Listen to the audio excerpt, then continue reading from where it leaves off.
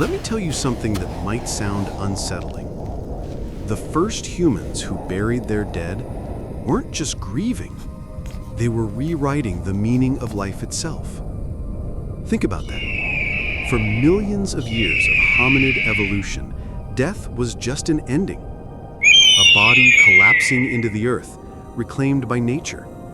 But in one moment, a group of early humans made a choice. They chose to dig. They chose ceremony over disposal. They chose meaning over emptiness. In that moment, death became something more. A mystery, a story, a doorway. And that single act of deliberate burial changed the trajectory of human consciousness forever. You and I live in a world terrified of death. We avoid the topic, sanitize it, and distract ourselves from its reality. But the way our ancestors first faced mortality shaped everything we are. How we love, how we create art, why we build communities, and why we can't stop asking what comes after. If you think death is only about endings, you're missing the story of how we began. Picture this: a dark, quiet cave on the coast of Kenya, overlooking the Indian Ocean. The year? Roughly 78,000 years ago. The people? Early Homo sapiens, your direct ancestors, living in a world of immense danger and profound connection to nature. Inside the Pangaya Saidi cave, archaeologists recently uncovered something extraordinary: the delicate, fragile remains of a 2- or 3-year-old child. They named the child Mtoto, the Swahili word for child. What stunned scientists wasn't just the age of the burial, but the incredible care woven into it. Mtoto was laid on their right side in a deliberately dug pit, knees pulled gently to their chest, as if sleeping. The head was placed on what appears to have been a pillow made of leaves, long since decayed. The body was then wrapped tightly in a shroud of animal skin or large leaves before being carefully covered with soil from the cave floor. This was not disposal. This was a tender, heartbreaking ceremony. That simple, deliberate act is a message across 800 centuries. It tells us that even then, humans were wrestling with the same questions that haunt us today. They were seeing death not just as a physical event, but as a profound spiritual and emotional one. They were asking, where did this child go? Are they truly gone or elsewhere? In that cave, we see the dawn of the human soul. This awakening wasn't a single event, but a slow, dawning consciousness across thousands of years and across different human species. Long before Mtoto was laid to rest, another kind of human was already grappling with this mystery. In the Shanidar cave in modern-day Iraq, Neanderthals were burying their dead 65,000 years ago. One famous grave was found to contain clumps of ancient pollen. This led to the romantic flower burial theory, the idea that these supposedly brutish relatives of ours were laying their loved ones to rest on a bed of wildflowers. While this theory is now debated, the core fact is undeniable. The act was deliberate, it was careful, and it was repeated. They were returning to the same sacred spots to bury their dead. This wasn't just a grave, it was a cemetery. This act of burial signals a massive cognitive leap. Psychologists call it terror management theory. The idea is that once humans became self-aware enough to understand our own mortality, we faced an existential crisis no other species had to confront. The knowledge that our lives are finite could have crushed us with anxiety. Instead, it forced us to innovate. It forced us to invent culture. Rituals, stories, and beliefs were not luxuries, they were essential survival tools to manage the terror of our own impermanence. And this innovation exploded.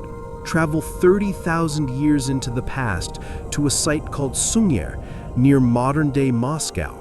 Here, archaeologists found a grave that leaves no doubt about the power of symbolic thought. It contained 2 children, buried head to head. They were adorned with over 10,000 painstakingly carved ivory beads from mammoth tusks. They were covered in red ochre, a pigment used in rituals across the ancient world.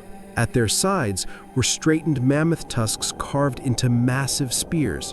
The sheer effort is staggering. Archaeologists estimate that carving a single bead would have taken at least an hour. This wasn't a simple goodbye, it was a monumental community effort. This was a tribe pouring its love, its art, and its deepest beliefs into a single act. The children weren't just being buried, they were being sent on a journey, equipped with the most precious things the tribe could offer. Death wasn't just ending life anymore, it was igniting imagination, art, and culture. This focus on ritual may have been the very glue that held societies together. At Göbekli Tepe in Turkey, 12,000 years ago, hunter-gatherers, before the invention of agriculture, built the world's first known temple. Massive, intricately carved stone pillars were erected in circular enclosures. Many believe these were sites for complex rituals, very likely centered around death and the veneration of ancestors. Before we built cities for the living, we built massive ceremonial centers for the dead. The shared project of managing death and creating meaning bound us together, turning scattered bands into unified cultures. So our ancestors built entire worlds of meaning around death. But what have we done? Here's the great irony. We, the safest and longest living humans in history, avoid death more than ever. We outsource it to hospitals and funeral homes. We scroll past it on the news. We treat it like a failure, a taboo topic to be whispered about only when necessary. In building our comfortable world, we've lost something vital. Our ancestors lived with death. It was not an abstract concept, but a constant presence. And it taught them a crucial lesson. Life is precious because it ends. That finitude is what gives everything else its value. This isn't just ancient wisdom, it's a psychological truth. Studies show that people who contemplate their own mortality, a practice known as memento mori, often report greater gratitude, deeper relationships, and clearer priorities. It's as if facing death honestly strips away the trivial anxieties and leaves only what truly matters. The Stoic philosophers mastered this. The Roman Emperor Marcus Aurelius wrote in his private journal, "You could leave life right now. Let that determine what you do and say and think." For him, this wasn't morbid, it was a tool for clarity. It was a compass that pointed him toward a virtuous and meaningful life every single day. And so we circle back to Mtoto, the child in the Kenyan cave. In that dark, quiet space, a tribe chose to treat one of its smallest members with a reverence that would echo for 78,000 years. In that single act, they declared that a life, no matter how short, had meaning. Death was no longer just biology, it was transformed into a question of meaning. And in giving death meaning, we gave life meaning too. So let me ask you, what are you running from when you avoid thinking about death? Because the first grave whispers a truth that most of us spend our lives dodging. You do not have forever. The chase for money, the fear of judgment, the endless distractions, all of it will one day end. The only question is, will you face that truth now and live more fully, or will you keep running until your time runs out? Death was not the end, it was the beginning of memory, of ritual, of art, of us. And every time you dare to look at it, to let it remind you of what is truly at stake, you reconnect with the most ancient and powerful wisdom our species has ever known. Your time is finite, but your meaning is not. It is something you choose every day with every act of love, courage, and creation.